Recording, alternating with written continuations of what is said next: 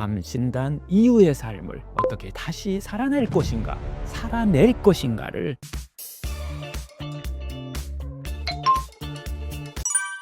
자기소개 부탁드립니다.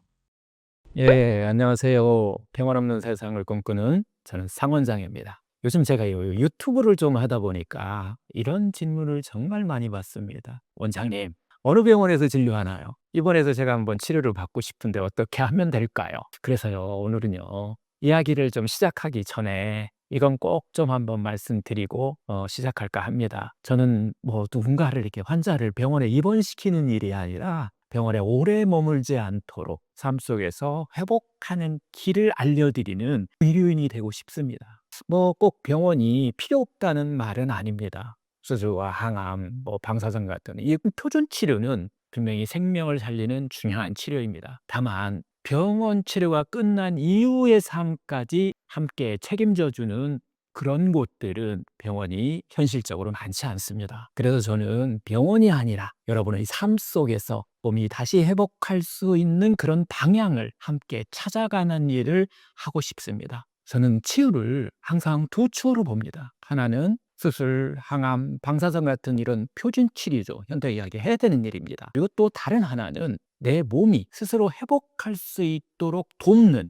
이걸 우리가 자연치유라고 얘기를 하죠. 그래서 제가 하는 일은 아주 단순합니다. 병을 치유하는 마음의 방향을 함께 찾아가고, 또 병을 치유하는 음식의 기준을 한번 또 세우고, 병을 치유하는 생활 리듬을 되찾는 거, 그리고 병을 치유하는 어떤 순환의 길을 열어주는 거. 이 네 가지는 병원 침대 위에서가 아니라 지금 여러분이 살고 있는 하루의 삶 속에서 만들어집니다. 오늘 이 시간은 어떤 치료법이 더 낫다는 이야기가 아니라 암 진단 이후의 삶을 어떻게 다시 살아낼 것인가를 충분히 함께 나누려 합니다. 지금부터 회복을 향한 이야기를 함께 시작해 보겠습니다. 병원장이 생각하는 병원 치료와 자연 치유는 어떻게 다른가요? 유튜브를 또 많이 또 이렇게 하다 보면 진료실에서도 마찬가지인데요. 이런 질문 정말 자주 듣습니다. 원장님, 병원 치료만 잘 받으면 되는 거 아닌가요? 자연 치유라고 하는 것은 혹시 민간요법 아닌가요? 이 질문 속에는요, 불안도 있고 혼란도 있고 뭘 믿어야 할지 모르겠다는 마음도 함께 들어 있습니다. 그래서 종종 이걸 선택하면 저걸 놓치는 건 아닐까? 잘못 선택하면 돌이킬 수 없지 않을까? 이렇게 생각하기도 합니다. 오늘은 병원 치료와 자연 치유를 어떻게 고르는 이야기가 아니고 이 둘을 어떤 관점으로 이해하는지를 차분히 한번 정리해 보려고 합니다. 대부분은 이렇게 나누어서 생각합니다. 병원 치료 과학적이고 자연 치유 비과학적, 혹은 반대로 병원 치료 몸을 망친다, 자연 치유 몸을 살린다. 하지만 이 둘 다 현장을 충분히 겪지 못해서 생기는 오해입니다. 제가 만난 실제로 회복이 잘 되는 분들은 이걸 할까요? 저걸 할까요? 이렇게 묻지 않습니다. 그 대신 지금 내 몸에는 무엇이 필요할까요? 이렇게 묻죠. 여기서부터 관점이 완전히 달라집니다. 50대 중반 여성 환자분 이야기입니다. 이분은 표준 치료를 성실히 정말 받으셨습니다. 항암, 방사선, 여러 가지 검사 일정까지 의사가 시키는 것은 하나도 빠뜨리지 않았죠. 그런데 치료가 끝난 쯤에 이렇게 말씀을 하셨습니다. 원장님, 암은 줄어들었다고 하는데 저는 점점 몸이 왜 이렇게 지쳐가는 걸까요? 이 말이 아주 중요합니다. 암은 제거됐지만 몸이 회복되는 조건은 만들어지지 않았기 때문입니다. 이분의 삶을 이렇게 알고 보니까 잠은 계속 뒤척이면서 깨고, 식사는 두려움 속에서 막 먹고, 하루 종일 막 버텨야 한다는 그런 생각만 하면서 긴장 속에 살고 있고, 자기 몸을 전혀 돌보지 않고 계시고 있었습니다. 이분의 문제는 치료를 안 받은 게 아니라 치료를 받는 동안 삶이 완전히 무너져 있었다는 그런 점이었습니다. 의학적으로 아주 분명한 사실이 하나 있습니다. 병원 치료는 암세포를 직접 겨냥합니다. 수술, 항암, 방사선은 암의 크기, 전이, 진행 속도를 조절하는데 매우 강력합니다. 하지만 한 가지는 다루지 못합니다. 그 치료를 받는 몸의 상태입니다. 그 병을 만든 삶의 환경과 몸의 토야는 그대로 남아있는 경우가 많습니다. 그래서 같은 항암을 받아도 누군가는 버텨내고 누군가는 무너집니다. 차이는 치료법이 아니라 몸이 놓여있는 환경입니다. 세계적인 암 연구 학술지 네이처 리뷰 캔서에 따르면요, 암세포는 이런 조건에서 더 잘 자랍니다. 만성염증, 고혈당과 인슐린 저항성이 있는 경우, 면역 기능이 저하된 경우, 해독 능력이 저하된 경우죠. 중요한 것은 이 대부분이 유전이 아니라 우리의 생활 속에 있다는 거예요. 식사, 수면, 감정, 스트레스, 순환과 해독, 즉 삶의 방식 전체와 깊이 연결되어 있다는 점입니다. 그래서 이 질문이 여기서 나옵니다. 그럼 이 환경은 누가 바꿔주나요? 바로 여기서 자연치유가 등장합니다. 자연치유는 암을 대신 없애주는 방법이 아닙니다. 그리고 항암을 대체하는 방법도 아닙니다.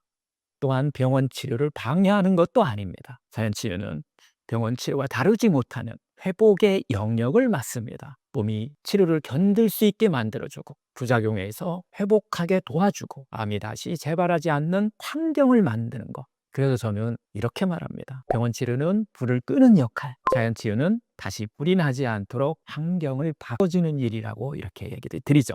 따라서 자연치유는 병원 치료와 경쟁하지 않습니다. 병원 치료가 잘 작동할 수 있는 바닥을 깔아주는 역할입니다. 제가 임상에서 본 가장 위험한 선택은 이 두 가지입니다. 의학을 전부 부정하는 선택, 자연치유를 전부 부정하는 선택. 회복은 이렇게 극단에서 오지 않습니다. 회복은 내 몸에 맞게 두 축을 지혜롭게 사용하는 데서 시작됩니다. 자연치유는 항암치유에서 도망이 아니라 치료를 잘 받기 위한 준비입니다. 그래서 회복이 잘 되는 분들은 어느 순간부터 이겨내야 한다는 그런 언어를 점점 쓰지 않습니다. 대신 이렇게 말합니다. 이 몸이 무너지지 않게 하려면 내가 뭘 바꿔야 할까요? 이 순간부터 관점이 바뀝니다. 암과 싸우는 사람이 아니라 몸을 돌보는 사람으로 바뀌게 되죠. 이 차이가 치료 이후의 삶을 완전히 갈라놓습니다. 결국 중요한 건 병원이냐 자연이냐가 아니라 이렇게 물어보시면 좋습니다. 병원 치료를 받는 이 몸을 나는 지금 어떻게 돌보고 있는가? 이 질문으로 바뀌는 순간 치료는 더 안전하고 회복은 훨씬 깊어집니다. 그리고 그때 치료는 혼자가 아니라 삶 전체가 함께 작동하기 시작한다는 것을 깨닫게 됩니다. 항암 치료 중인데 자연치유 꼭 필요할까요? 항암 치료를 시작하면 많은 분들이 이렇게 묻습니다. 원장님, 항암만 잘 받으면 되는 거 아닌가요? 몸도 이렇게 힘든데 여기에 자연치유까지 꼭 해야 하나요?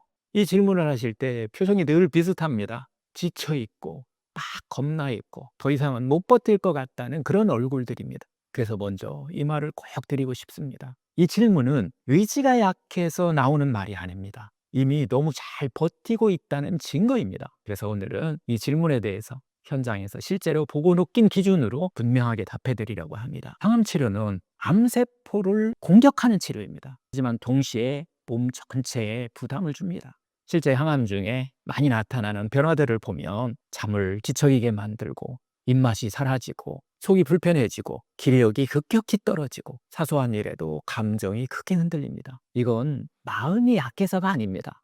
항암의 생리적인 영향입니다.